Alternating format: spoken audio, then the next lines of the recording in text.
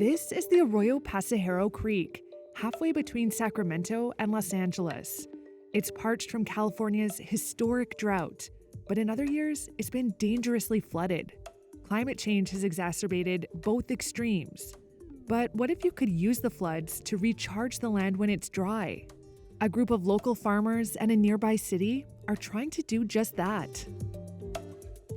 The idea is simple: turn unused fields into giant ponds that can hold water in wet years and recharge the groundwater below. California's agricultural economy is one of the largest in the world. It relies largely on irrigation, which further taxes an already overtapped system. Dams and reservoirs are a more traditional way to store water, but they can damage the environment. In the state's Central Valley, water was so scarce this year that the city of Huron had to buy it on the open market. That led to a bill hike for the city's 7,000 residents. And that's in a city that Mayor Ray Leon says is already one of the state's poorest. And to have such a high cost on something that's so critical for life is just mind-boggling. You know, the climate crisis is real, the science is real, and the solutions should be innovative and implementable, and that's what we're doing right now.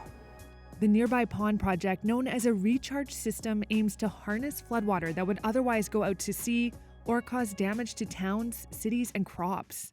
Sarah Wolf is a water consultant whose family owns some of the farmland being used for the project. Yes, well, we're in the third year of a drought and very challenging water supply issues. When there's excess supplies, we want to put it onto the land and recharge it into the groundwater.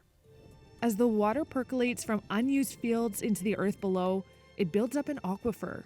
There's enough room to store about 326 billion gallons of water, which can serve 2 million households for a year. Huron is building a new well that will be fed from that aquifer. And the city isn't alone. The Huron project is one of about 340 that have been proposed by water agencies in California.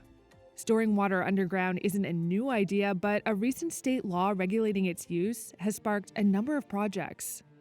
The state's Department of Water Resources says if they're built by 2030, they would provide enough water for 4.4 million households a year.